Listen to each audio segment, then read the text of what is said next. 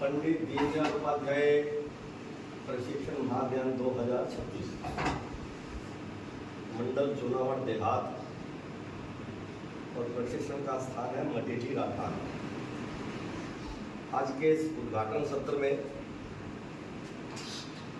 चुनावट मंडल के अध्यक्ष सुमित साहू जी, इस मंडल के प्रभारी मेरे छोटे भाई हमारे पार्टी के साथी जसकर सरा जी, पंचायत समिति के शानदार अध्यक्ष रहे मेरे प्रिय भाई पुरुषोत्तम जी, हमारी पार्टी के ही करुण जी, मेरे सामने बैठे चुनाव देहात मंडल के पूर्व अध्यक्ष छोटे भाई दिलीप जी, भाई जगतार जी, मेरे साथ ओबीसी मोर्चा में मेरी टीम में जिला उपाध्यक्ष रहे भाई गोपाल जी, मंजी दत्ता जी और भी बहुत से चेहरे यहाँ बैठे हैं जो पार्टी के साथ लंबे समय से काम कर रहे हैं। मित्रों,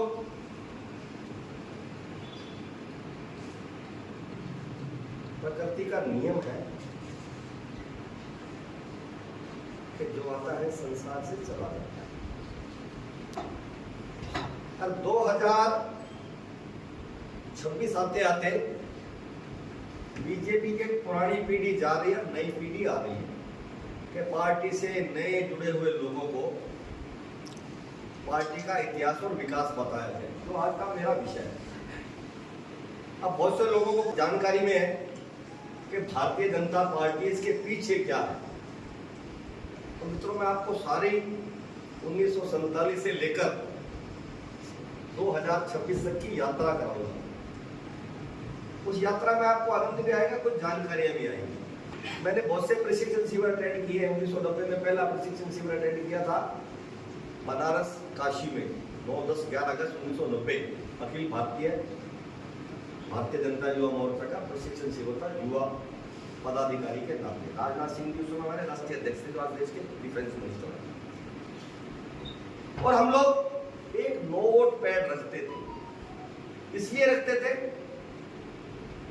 कि प्रशिक्षण देने वाले पार्टी के वरिष्ठ लोग बहुत सी ऐसी बातें अपने उद्बोधन में बौद्धिक में बताते हैं, उसको हम नोट कर ले तो हमारे आगे के जीवन में वो बातें काम आती है। प्रशिक्षण का मित्रों मतलब ये होता है। और पार्टी का प्रशिक्षण लगाने का मतलब होता है कार्यकर्ता का निर्माण। पार्टी का प्रशिक्षण के माध्यम से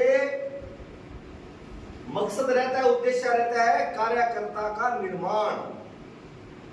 और कार्यकर्ता निर्माण कैसे होगा? जब तक उसे पार्टी का इतिहास और विकास का पता नहीं हो। मित्रों, 1947 में जब देश आजाद हुआ तो मोहम्मद अली जिन्ना, नेहरू और गांधी, क्रांतिकारी को छोड़ो, बेचारा उनको तो कुछ नहीं मिला। इन लोगों ने बैठकर तय कर लिया कि भारत पाक का विभाजन कर देते हैं। अंतिम समय लॉर्ड माउंटबेटन थे, उनकी भी सहमति रही और तय ये हो गया कि हिंदुस्तान से जो मोहम्मदन है, मुस्लिम भाई हैं, वो पाकिस्तान जाएंगे और जो पाकिस्तान में हिंदू बैठे हैं वो पाकिस्तान से इधर आएंगे। और 55 करोड़ रुपया भारत ने पाकिस्तान को मुआवजे के रूप में भी दिया। लेकिन मित्रों, हुआ क्या? उस समय पाकिस्तान से जितनी ट्रेनें, बसें आ रही थी, उनमें हमारे हिंदुओं को काट काट कर भेजा जा रहा था। और नहरें भी जो आती थी उनका रंग खून से लाल था, यानी खून से भरी हुई थी। आपके किसी बुजुर्ग ने, दादा ने, परदादा ने आपको बात बताई जरूर होगी, क्योंकि आप सीमा क्षेत्र पर रहते हो। मित्रों, जब ये सारा मंजर देखा तो सबसे पहले इस देश में नेहरू के खिलाफ आवाज प्रातः स्मरणीय डॉक्टर श्यामा प्रसाद मुखर्जी ने उठाई, क्योंकि जब देश आजाद हुआ तो उसमें एक सरकार बना दी गई थी बिना चुनाव के। उसमें डॉक्टर श्यामा प्रसाद मुखर्जी को मंत्री बनाया। उन्होंने कहा नेहरू जी ऐसा नहीं चलेगा, ये हमारे हिंदुओं के साथ ज्यादती है। स्विच ऑफ, मेरी रिक्वेस्ट है सब एक बार, क्या बात का मजा बिगड़ जाता है, तो ये सब है। और सबसे रिक्वेस्ट करता हूँ 15-20 ज्यादा कथा थोड़ी शॉर्ट कर देंगे, लंबी थोड़ी बात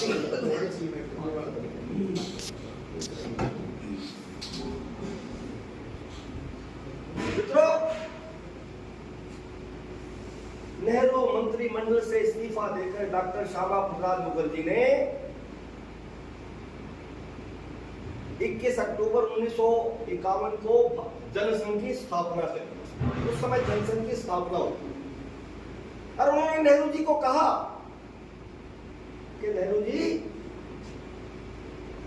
ये विभाजन के समझौते का पाकिस्तान के लोग उल्लंघन कर रहे हैं। बीच में एक छोटा सा प्रसंग और बता दूं कि उस समय नारा लगता था कि दे दी हमें आजादी बिना खड़क बिना ढाल, साबरमती के संत तुमने कर दिया कमाल।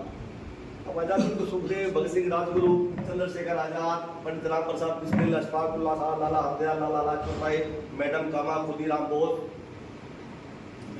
सुभाष चंद्र बोस, बड़ी लंबी फहरिस्त है। लेकिन नारा ये दे दिया कि दे दी हमें आजादी बिना खड़क बिना ढाल और साबरमती के संत तुमने कर दिया। जामा मस्जिद में भी पाकिस्तान से जो लोग अपना सब कुछ लूट पीट के आए थे, उनकी संपत्तियों पर कब्जा कर लिया था, उनकी स्त्रियों को छीन लिया था, बड़े बेइज्जत करके निकाला था। जामा मस्जिद में कुछ लोग बैठे थे, चरखा और तकली काट कर आजादी दिलवाने वाले ने डंडे मार उनको जामा मस्जिद से निकाला।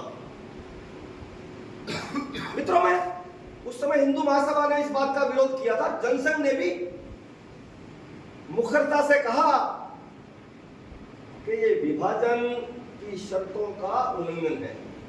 मित्रों, उसके बाद जम्मू कश्मीर में जाने के लिए परमिट व्यवस्था थी। जम्मू कश्मीर भारत का अभिन्न अंग है, लेकिन नेहरू सरकार ने शेख अब्दुल्ला को खुश करने के लिए, नेशनल कॉन्फ्रेंस पार्टी को खुश करने के लिए वह धारा 370 को मंजूरी दे दी थी। तब डॉक्टर श्यामा प्रसाद मुखर्जी ने कहा कि नेहरू जी ऐसा नहीं चलेगा। उन्होंने कहा एक देश में दो निशान, दो विधान और दो प्रधान नहीं चलेंगे। घोषणा कर दी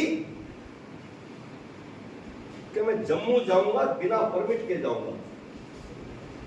डॉक्टर श्यामा प्रसाद मुखर्जी, बलराज मधोक, बड़े जनसंघ के नेता वहां के मुख्यमंत्री को, चीफ मिनिस्टर को चैलेंज करके गए कि हम तेरी सीमा में बिना परमिट के आ रहे हैं। अब मित्रों, चले गए। शेख अब्दुल्ला सरकार ने उनको गिरफ्तार कर लिया। उसके बाद जम्मू की जेल में उनका निधन हो गया। यह निधन स्वाभाविक नहीं था, प्रकृति की बात नहीं थी। मित्रों, कहा जाता है